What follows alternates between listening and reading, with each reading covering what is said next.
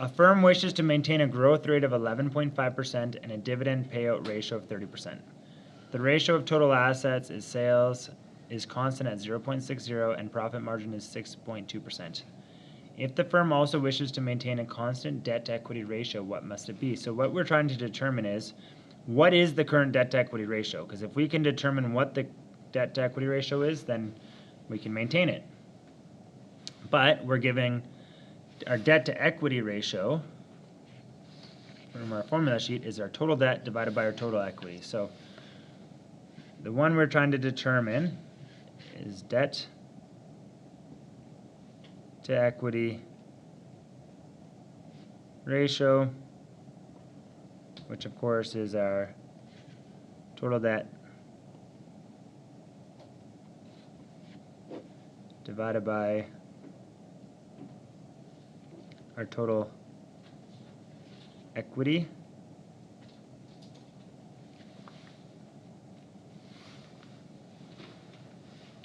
So we're not given our debt or our equity. So let's go through and just see what we are given. So we are given a growth rate of 11.5%.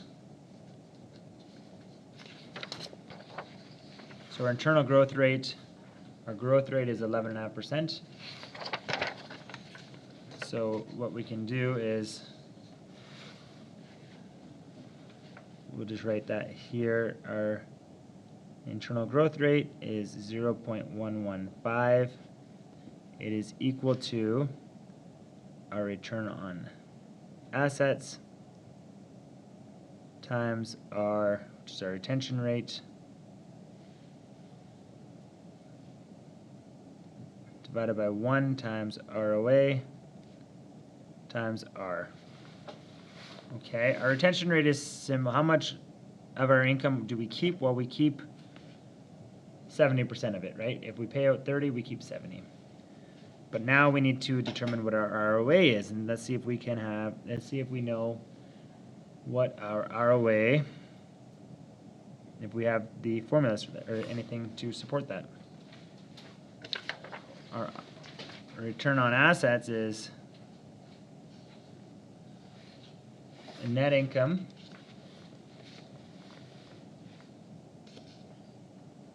divided by total assets.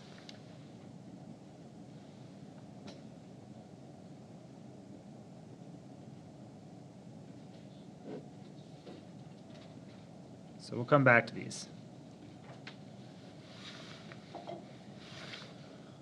So the asset to sales ratio is pretty well exactly how it sounds.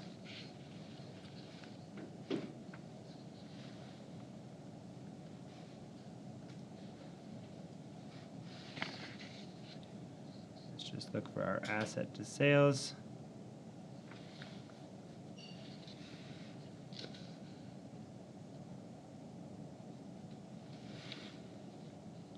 It's not included here, but it is essentially our asset to sales.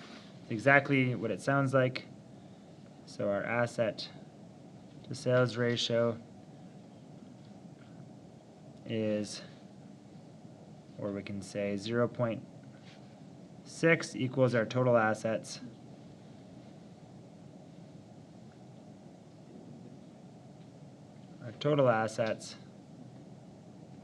divided by our total sales.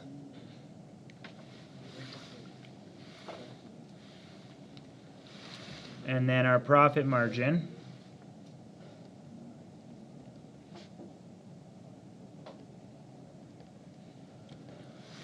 is equal to net income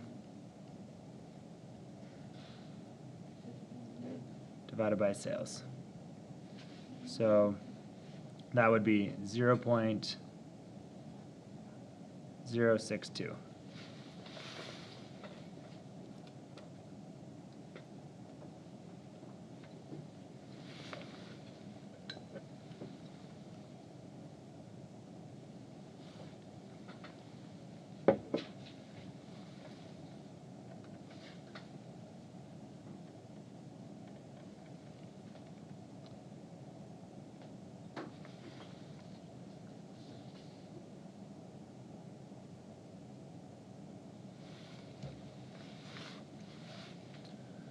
Okay, so for this ROA, what we can do is we can actually solve for this ROA here.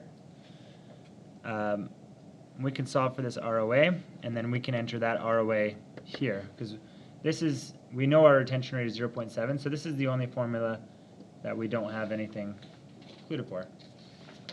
So we might as well get to the answer of ROA.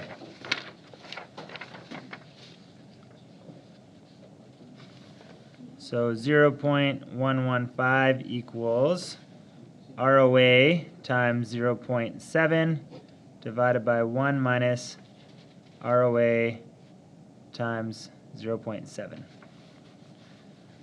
Let's multiply both sides by the denominator.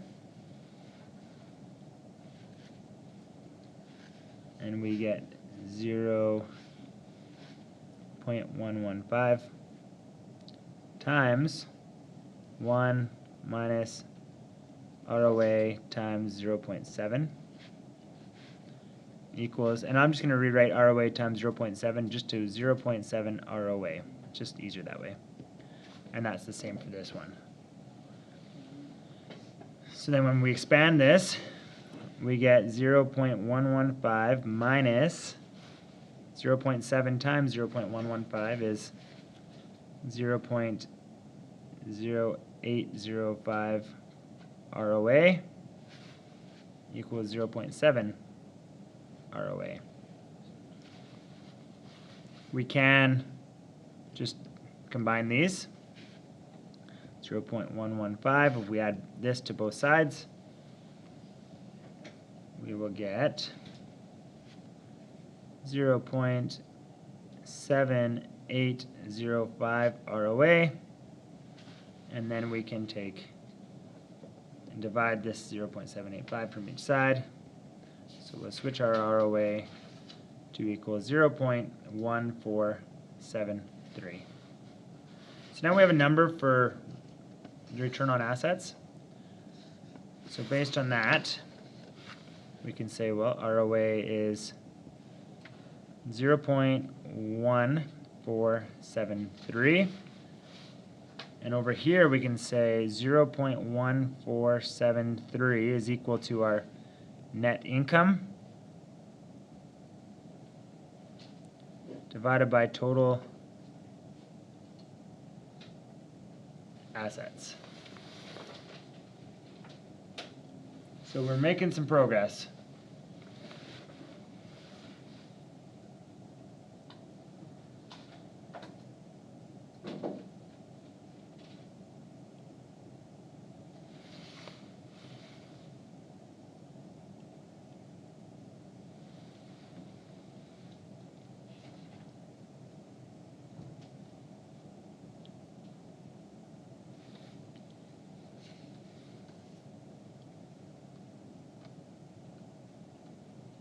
Okay.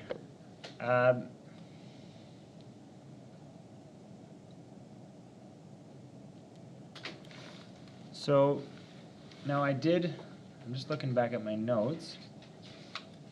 It looks like I have made a mistake. I used what's called the internal growth rate.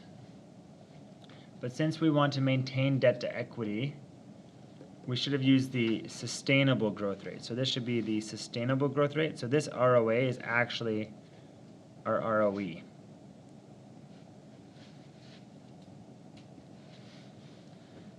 And what we will cross this out because we're not going to be solving for that.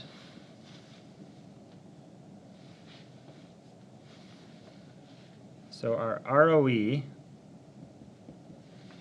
with the DuPont method is equal to, here you can see it's equal to net income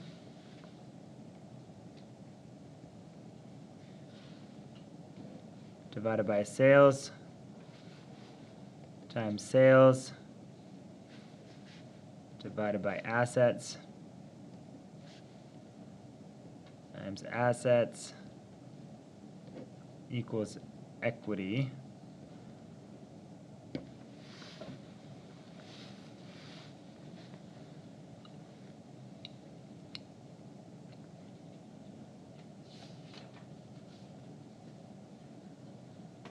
assets equals equity. So now we know that the ROE is 0.1473. And we can continue on. So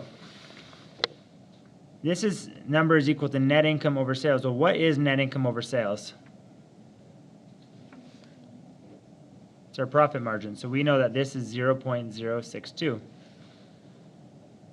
And what is sales over assets? Well, sales over assets is our asset turnover. We don't have that. We have our asset over sales, but we can reverse this, right? So if we were to flip this, all we would have to do is, to get our sales over assets, is just take 1 and divide it by 0.6, right? That's all we have to do to flip this. And we get 1.667.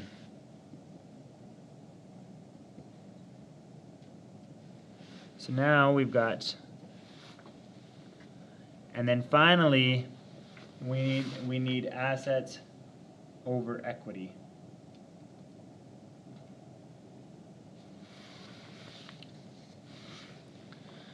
So we're going to have to break this down one step further.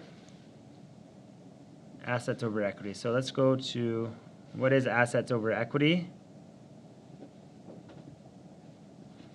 What's another way to describe our assets?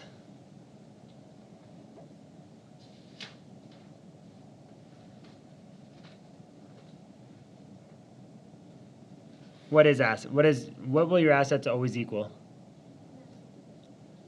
Liabilities and equity. So it's always going to equal your debt plus your equity. So you can also rewrite this as debt plus equity equals debt plus equity over equity, or you can split this up so you have debt to equity plus equity. So debt to equity, sorry, over debt to equity plus equity over equity. And what is equity over equity going to equal?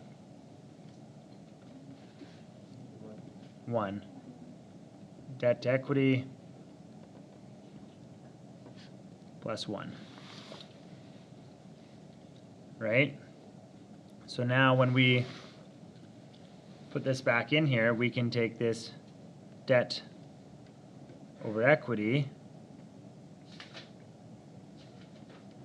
plus 1.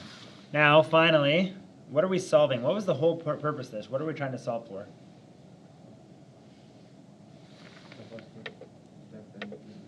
Yeah, we're trying to determine our debt-to-equity ratio. So total debt over total equity. Well, that turns out to be the only thing we have remaining here. So if we just isolate this and solve for it,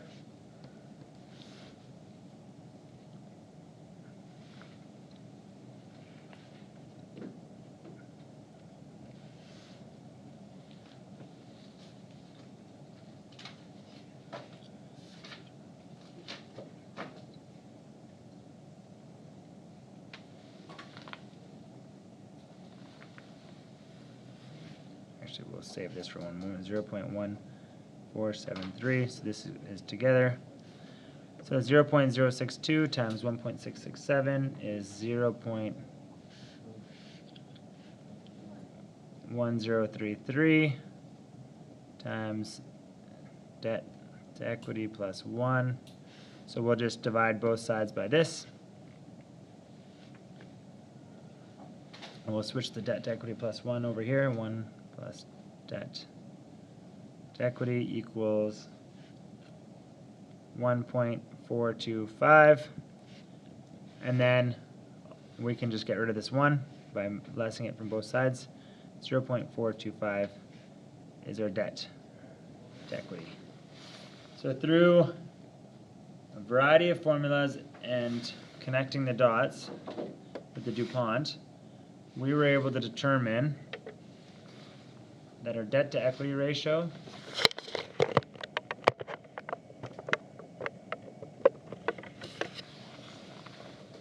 is 0.425.